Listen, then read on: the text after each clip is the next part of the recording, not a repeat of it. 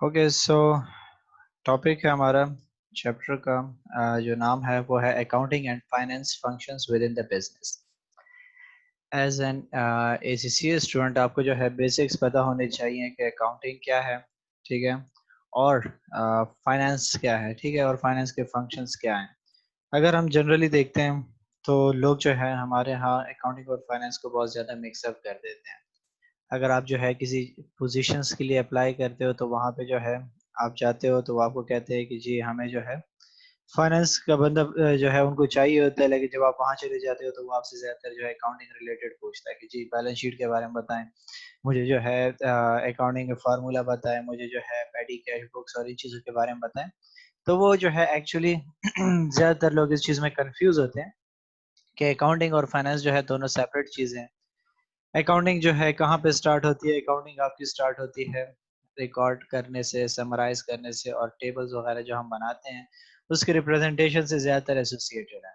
जबकि हम फाइनेंस का जब जिक्र करते हैं तो फाइनेंस आपके पास जो है एलोकेशन करता है आपके रिसोर्सेज की, कि आपने पैसे कहाँ से लेने हैं, कहाँ पे यूटिलाइज करने हैं, और फिर उसकी जो है मैनेजमेंट करनी है। तो जब आप जो है इन चीज़ों को डिसाइड कर लेते हो कि पैसे कहाँ से आए, कहाँ पे लगाए, तो आपने क्या करना होता है, उन्हीं चीज़ों को फिर रिपोर्ट करना होता है, अकाउंटिंग में कन्वर्ट कर देते हो उसको, आप उसकी बैलेंस शीट बना लेते हो। ठीक है, जब बैलेंस शीट को हम देखते हैं तो वहाँ पे हमारे जो एसेट्स मौजूद होते हैं और उसके ऑपोजिट साइड पे लायबिलिटीज और ओनर्स इक्विटी होती है। तो हम कहते हैं कि जी इन दोनों को इक्वल होना चाहिए। क्यों इक्वल होना चाहिए?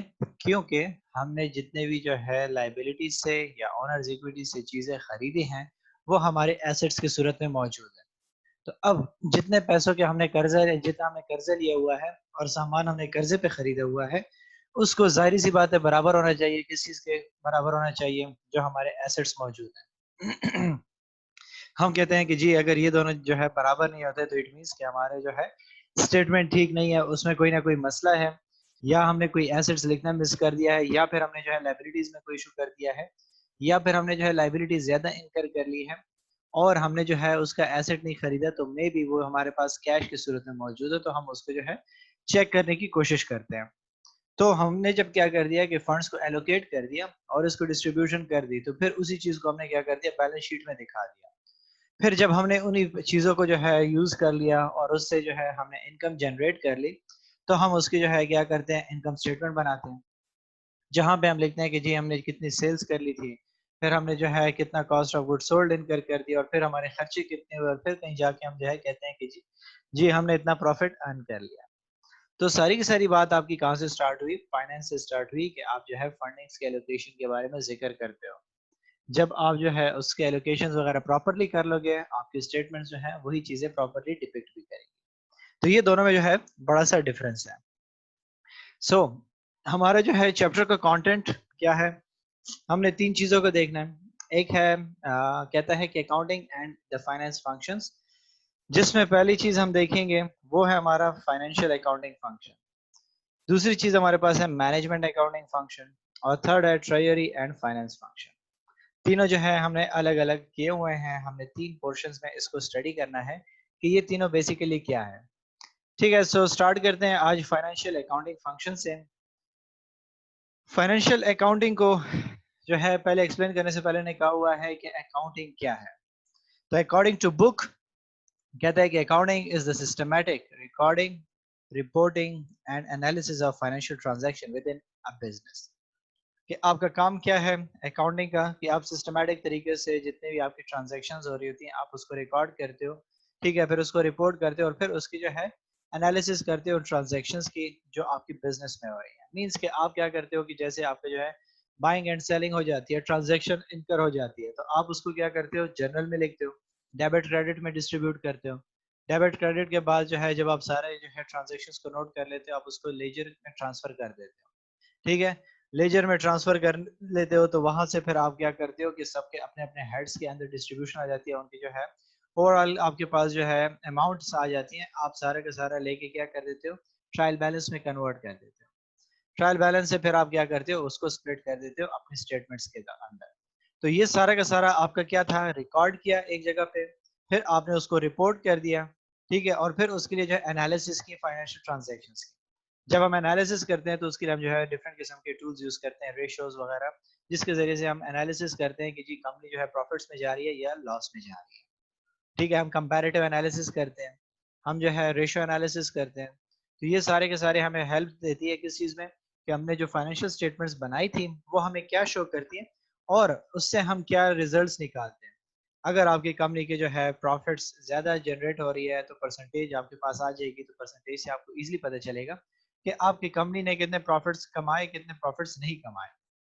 तो इसलिए हम क्या करते हैं कि स्टेटमेंट्स को डिफाइन करते हैं, हम उसके जो है सेपरेट स्टेटमेंट्स बनाते हैं और फिर उसके ऊपर जो है हम एनालिसिस करते हैं, जो सबसे इंपॉर्टेंट काम होता है आपका।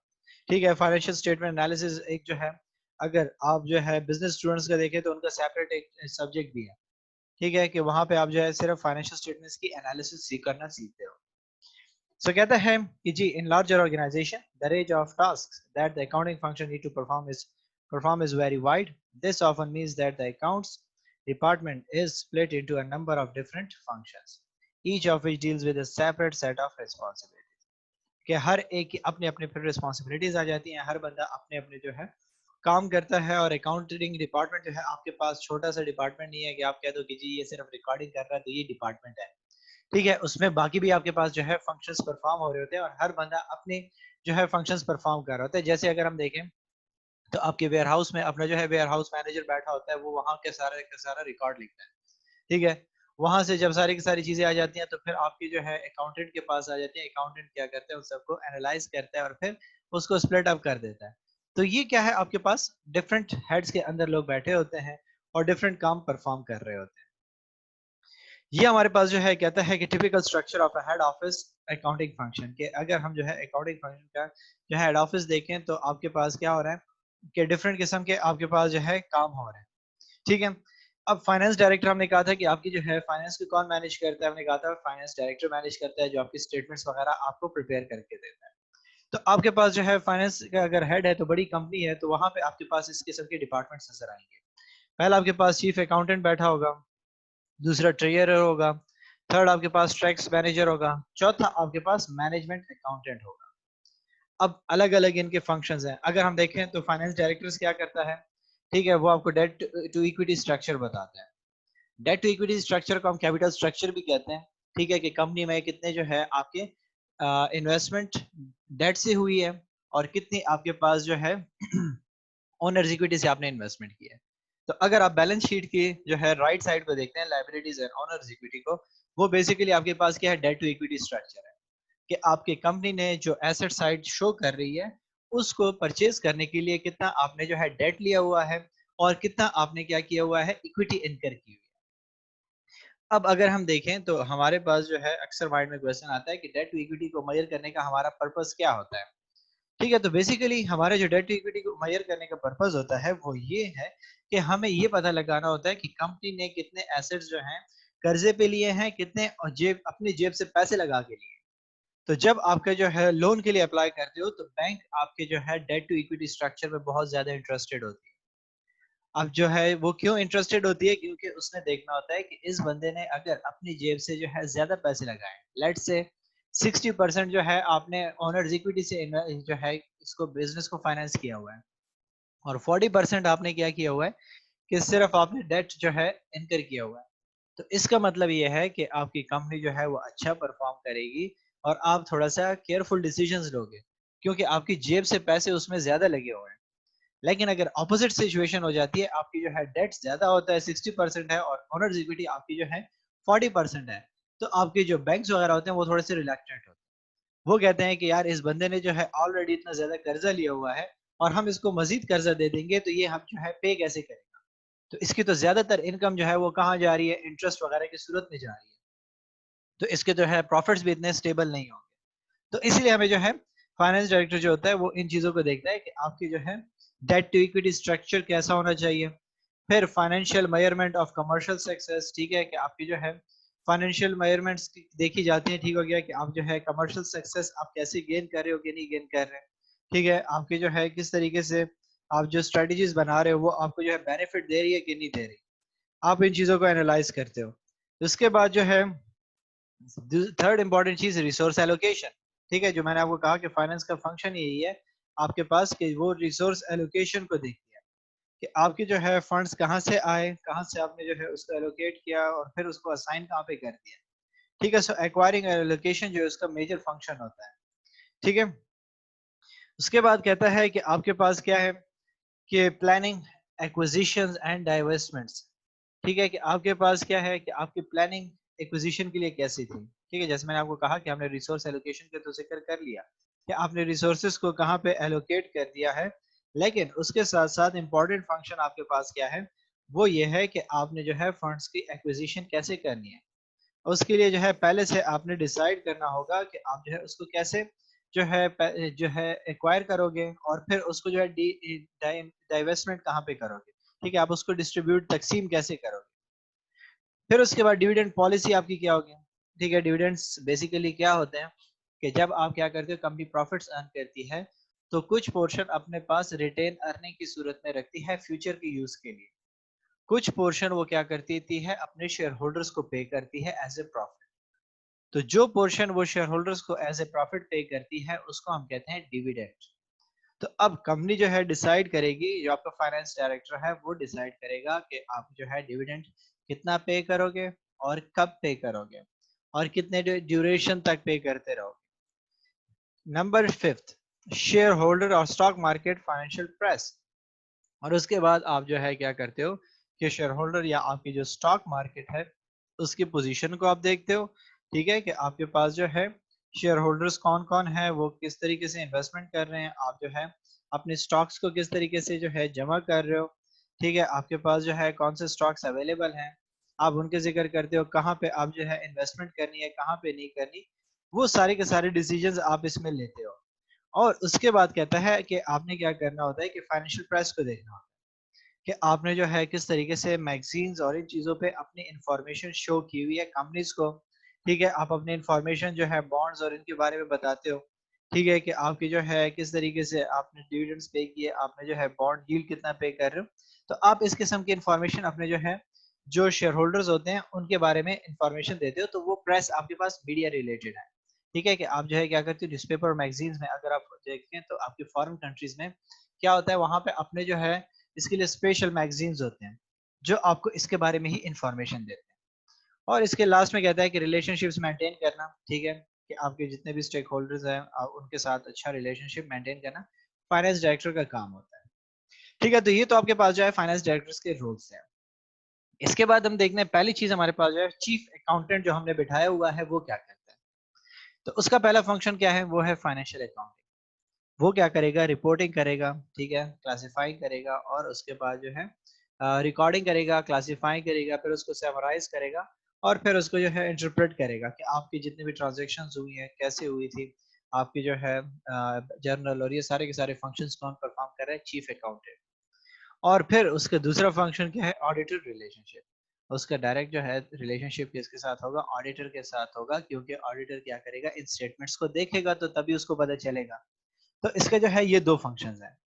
जब हम ट्रेजरर की जिक्र करते हैं तो ट्रेजरर आपका क्या करता है, पहली बात वो कहता है कि वो डेट स्ट्रेटेजी बनाएगा कि आपने कर्जा कितना लेना है, कितना कर्जा नहीं लेना, आपने उस चीज को जो है एनालाइज करना होता है। तो ये सबसे बड़ा फंक्शन आपके ट्रेजरर का होता है। इसके बाद जो है सेकंड चीज कहता है कि आपका जो है ट्रेजरर को अगर हम जो है सिंपल अल्फाज में देखें तो आपके जो है उर्दू के टिपिकल वर्ड जब हम इसको मीनिंग में देखें तो खजांची होता है कि आपके जो है जो खजाने वगैरह रखते हैं। ठीक है, पहले उस जमाने में इसको जो हम खजांची कहते थे, अब जो है उसको हम ट्रेजरर कहते हैं कि जो आपकी जो है पैसों वगैरह को जो है क्या करते हैं अपने पास रखता है। तो दूसरी चीज आपके पास आ जाती है करंट करेंसी मैनेजमेंट। ठीक है, कि आपने कौन सी करेंसी में इन्वेस्टमेंट करनी है। ठीक है, इसको एनालाइज करना होगा, फॉरेन एक्सचेंज की वजह से आपका बिजनेस कितना इफेक्ट होगा, उन चीजों को एनालाइज करते हैं। थर्ड चीज वर्किंग कैपिटल मैनेजमेंट। सबसे इंपॉर्टेंट चीज आपके पास जो है वर्किंग कैपिटल की मैनेजमेंट आ जाती है कि डेली रूटीन में आपकी जो है फंड्स यूज हो रहे हैं वो कैसे होंगे, कहाँ पे यूटिलाइज करने हैं, कैसे यूटिलाइज नहीं करने, उन चीजों के बारे में आप क्या करते हो, जिक्र करते हो, आप इन चीजों को जो है देखते हो एज ए ट्रेजरर। ठीक है, तो ट्रेजरर का ये जो है थर्ड फंक्शन है वर्किंग कैपिटल मैनेजमेंट का। नंबर फोर्थ आपका कहता है कि जी नंबर फोर्थ फंक्शन इसका है इन्वेस्टमेंट अप्रेजल। ठीक है, इन्वेस्टमेंट अप्रेजल आपके पास क्या है, आपने जो इन्वेस्टमेंट्स की है उसको एनालाइज करता है कि आपकी जो इन्वेस्टमेंट थी वो कितनी बेनिफिशियल थी, कितनी बेनिफिशियल नहीं थी। आप अगर जो है क्या करना चाहते हो कि इन्वेस्टमेंट करना चाहते हो, तो उसको एनालाइज करते हो कि जी मुझे जो है यहाँ पे इन्वेस्टमेंट करनी चाहिए या नहीं करनी चाहिए। फिर आपके पास बैंकिंग फोरकास्टिंग, ठीक है, बैंक्स वगैरह की फोरकास्टिंग करता है, क्योंकि फायर ट्रेजरर है तो उसका डायरेक्ट जो है फंड्स के साथ काम है। तो वो क्या करेगा, बैंक्स को फिर देखेगा कि उनके जो है इंटरेस्ट रेट वगैरह कैसे चल रहे हैं, कहाँ से लोन लेना चाहिए, कितने अरसे का लोन लेना चाहिए, कौन से बैंक जो है कौन सी पॉलिसी दे रही है, उन चीज़ों के बारे में देखना होगा। फिर इंटरनल फाइनेंशियल स्ट्रक्चर, फिर उसके बाद ये क्या करेगा, अपने जो है इंटरनल फाइनेंशियल स्ट्रक्चर को देखेगा कि आपकी जो है फंड्स की एलोकेशन वगैरह कैसे हो रही है। और लास्ट फंक्शन इसका है रिस्क मैनेजमेंट। रिस्क मैनेजमेंट से अगर हम जिक्र करें तो ज्यादातर लोग इसको कंसिडर करते हैं कि रिस्क मैनेजमेंट का मतलब जो है आप रिस्क ना लो या जो है टोटली रिस्क को खत्म कर देना, तो ये जो है बेसिक मतलब नहीं है इसका। रिस्क मैनेजमेंट का मतलब है कि आप इतना रिस्क लो जितना आप अफोर्ड कर सकते हो, ठीक है। तो आप जो है और उसको ओवरकम करने की आप में इस्तेताअत हो, ठीक है। अब जो है रिस्क आपके पास कोई भी 100% खत्म नहीं हो सकता, लेकिन आप वही रिस्क लो जिसमें जो है जो आप मैनेज कर सकते हो और प्रॉपर तरीके से उसको हैंडल कर सकते हो। क्योंकि हम क्या कहते हैं कि higher the risk higher the return. तो अब आपने जो है सिर्फ ये नहीं देखना कि जी मुझे जो है हायर रिस्क मैं जो है ले रहा हूँ तो मुझे जो है इससे ज्यादा बेनिफिट होगा, बल्कि आप उतना ही रिस्क लोगे जितना आप अफोर्ड कर सकते हो। थर्ड डिपार्टमेंट आपके पास है टैक्स मैनेजर। नाम से ही श्योर है कि टैक्स को मैनेज करने वाला बंदा है, ठीक है। वो क्या करेगा, टैक्स रिलेटेड ऐसी स्ट्रेटेजीज बनाएगा, ठीक है, टैक्स मिटिगेशंस करेगा, ठीक है, कि कैसे बचना है हमें टैक्स से, कैसे हम जो है उसके लिए स्ट्रेटजीज बना सकते हैं कि हमारे ऊपर ज़्यादा टैक्सेशन ना हो। फिर उसके जो है कंप्लाइंस इंपॉर्टेंट है कि वो जो है टैक्स की जो स्ट्रेटजीज वगैरह बनाई गई हैं उसको कैसे इम्प्लीमेंट करवाता है। नंबर 4 जो आपके पास इंपॉर्टेंट है, मैनेजमेंट अकाउंटिंग, कि जब आप जो है ये सारा का सारा काम कर लेते हो, फिर उसके बाद मैनेजमेंट अकाउंटिंग का काम शुरू हो जाता है। वो क्या करता है कि आपकी जो है मैनेज करता है सारी के सारे जितने भी डिसीजंस हैं, मैनेजरियल डिसीजंस उसके साथ ही एसोसिएटेड है। तो इसलिए कहता है कि इसका पहला काम क्या है, मैनेजमेंट इंफॉर्मेशन एंड अकाउंटिंग, कि वो जो है क्या करेगा कि मैनेजमेंट की इंफॉर्मेशन, मैनेजमेंट के अगर हम देखें तो मैनेजमेंट का फंक्शन हमारे पास है planning, organising, leading, controlling, staffing वगैरह। तो आपने किस तरीके से प्लान्स बनाने हैं, कैसे जो है इंफॉर्मेशन को यूटिलाइज करनी है अकाउंटिंग वगैरह की, और कैसे उसको जो है फ्यूचर के लिए यूटिलाइज करोगे। जिसमें हम पहली चीज देखें तो बजट एंड फोरकास्टिंग है, कि आपके पास जो सारी के सारी स्टेटमेंट्स मौजूद होती हैं उसके बेसिस पे आप क्या करते हो, डिसाइड करते हो, बजट बनाते हो कि हम जो है कितना खर्चा फ्यूचर में करेंगे, एक्सपेक्टेड हमारा कितना खर्चा होगा, तो पहले से ही आप उसके लिए एलोकेशंस कर लेते हो। तो बजटिंग आपके पास जो है स्पेसिफिकली क्या हो जाता है कि एलोकेशंस करते हो पहले से ही कि हमने इस साल कहाँ कहाँ पे कितने पैसे लगाने हैं। फिर जब साल कंप्लीट हो जाता है फिर उसके बाद आप उसको एनालाइज करते हो कि हमने जो प्लान किया था और जो बजट बनाया था क्या हमारे खर्चे वैसे हुए कि नहीं हुए। अगर आपने उससे तो खर्चे कम किए, ठीक है, तो फिर आप जो है क्या करते हो, कहते हो कि जी हमारा बजट जो है वो सरप्लस है। अगर आपने उससे ज्यादा कर दिया तो आप कहते हो कि जी डेफिसिट है क्योंकि हमें खसारा हुआ, हमने इतना जो है एक्सपेक्ट किया था, हमने इतना प्लान किया था, हमने उससे ज्यादा खर्चा कर दिया। इसके बाद चौथी चीज है आपके पास internal financial structure and control. आप फिर अगेन क्या करते हो कि इंटरनल आपके जो फाइनेंशियल स्ट्रक्चर है उसको देखते हो, उसको कंट्रोल करने की कोशिश करते हो, क्योंकि हमने बजट जब बना लिया तो आप उसके साथ इसको स्ट्रेट या पैरेलल ले जाने की कोशिश करते हो।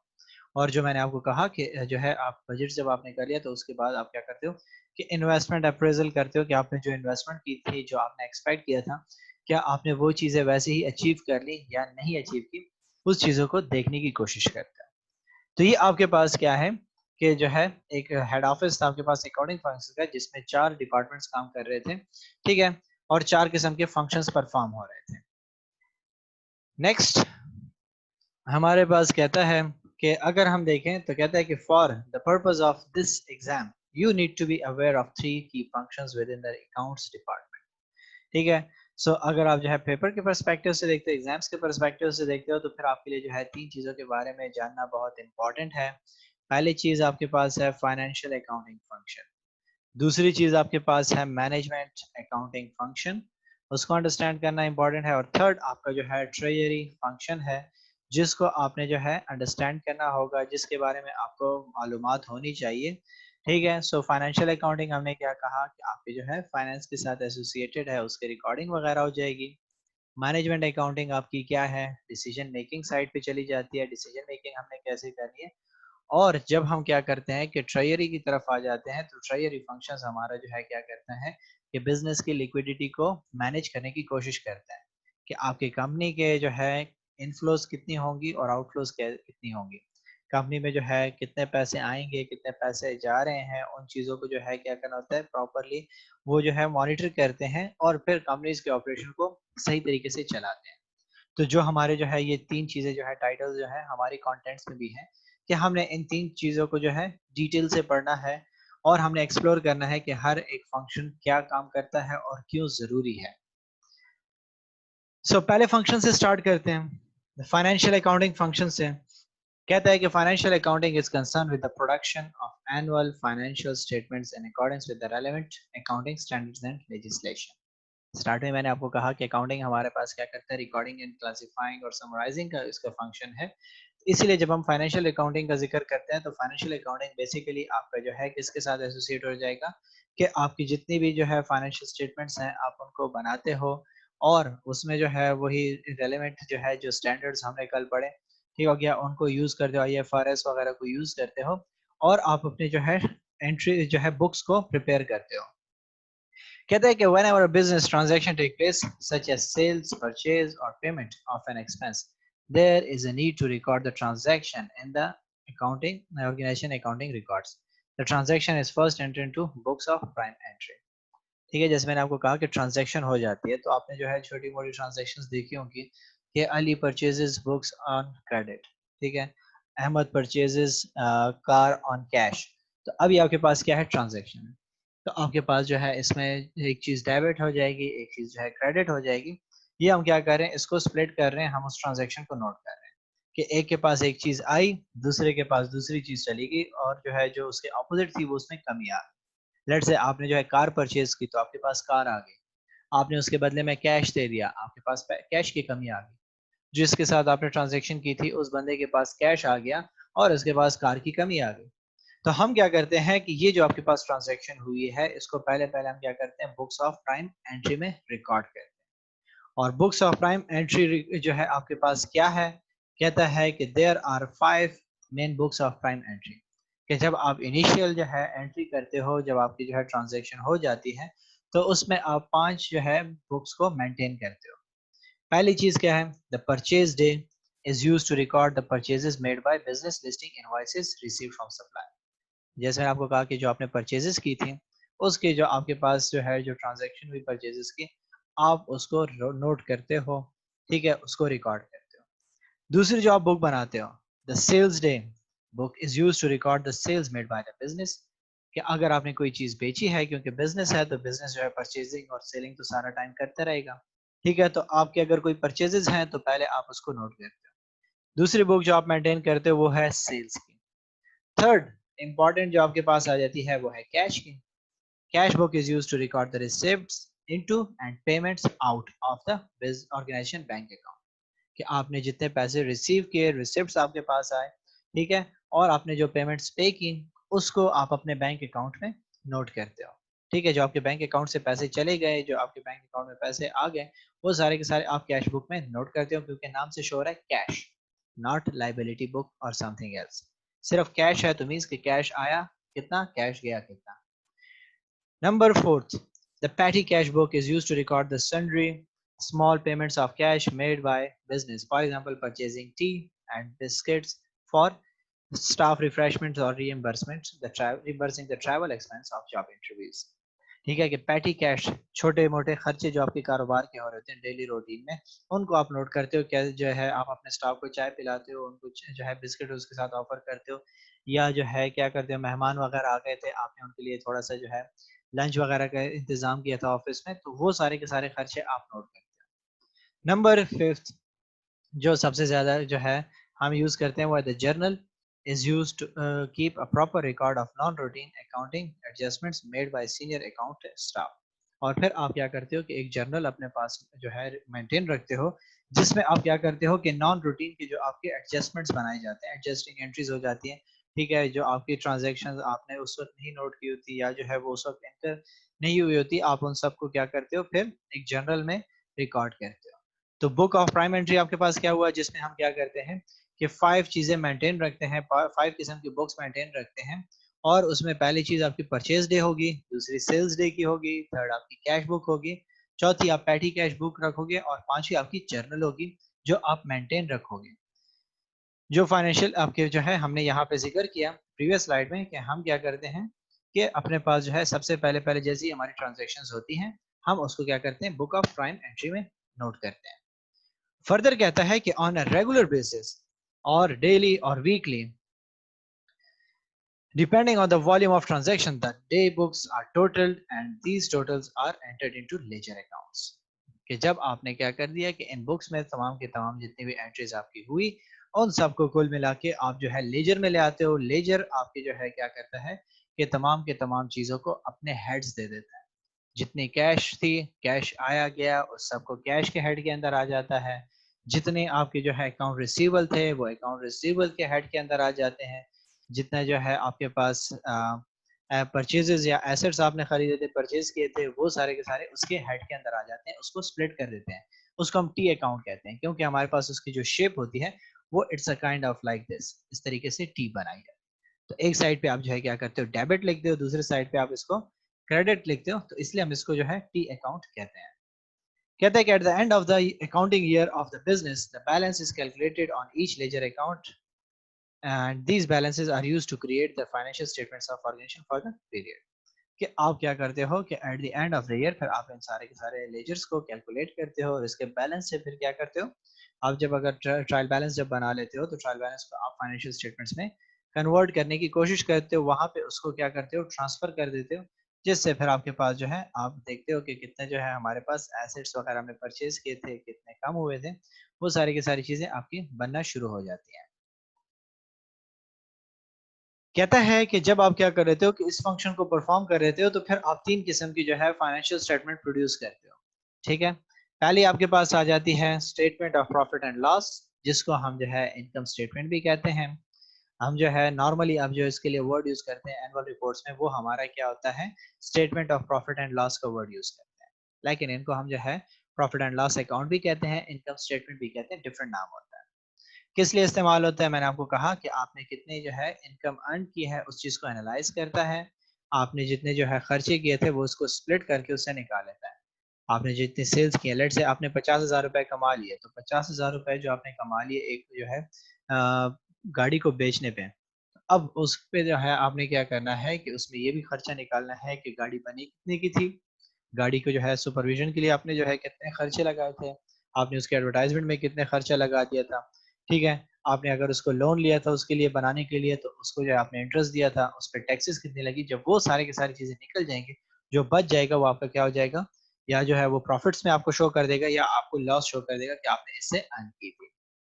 दूसरी चीज कहता है the statement of financial position as at the end year. Financial position आपकी शो करता है कि आपकी कंपनी की पोजीशन क्या है, कितने एसेट्स उसके पास मौजूद हैं, कितनी लाइबिलिटीज हैं और कितनी ओनर्स इक्विटी है। इसको अगर हम जो है नॉर्मल लैंग्वेज में हम जो इसके लिए स्टेट वर्ड यूज करते हैं वो हमारा है बैलेंस शीट अकाउंट। ठीक है, तो हम जो है क्या करते हैं ये स्टेटमेंट बनाते हैं। थर्ड जो हम बनाते हैं उसको हम कहते हैं स्टेटमेंट ऑफ कैश फ्लो। नाम से शो है कैश फ्लो। जब हम कैश फ्लो का जिक्र करते हैं तो इसमें हम सिर्फ और सिर्फ उन चीजों का जिक्र करेंगे जो हमारे पास कैश के जरिए से ट्रांजैक्शन हुई हैं, जो कैश के जरिए से हमने परचेजेस की थी, जो कैश के जरिए से हमने सेल्स की थी। इसमें 3 हेड्स होते हैं हमारे पास। ठीक है, एक ऑपरेटिंग एक्टिविटीज नोट करते हैं हम, एक इन्वेस्टमेंट है और एक फाइनेंस है। ठीक है, इन 3 चीजों को हम क्या करते हैं नोट करने की कोशिश करते हैं कि हमारे पास जो है ये जो है 3 स्टेटमेंट्स कैसे बनेगी। जब हम क्या कर लेते हैं, जब मैंने आपको कहा कि पहले हम जर्नल बनाते हैं, जर्नल के बाद हम उसको टी अकाउंट में कन्वर्ट करते हैं, टी अकाउंट बनाने के बाद हम उसको बैलेंस ट्रायल बैलेंस बनाते हैं और ट्रायल बैलेंस से वो सारी की सारी चीजें 3 इन हेड्स में डिस्ट्रीब्यूट हो जाते हैं कि आपके कितने जो है बैलेंस शीट में चीजें गई, कितने इनकम में गई और कितने आपके जो है कैश फ्लो में मैयर हो गई।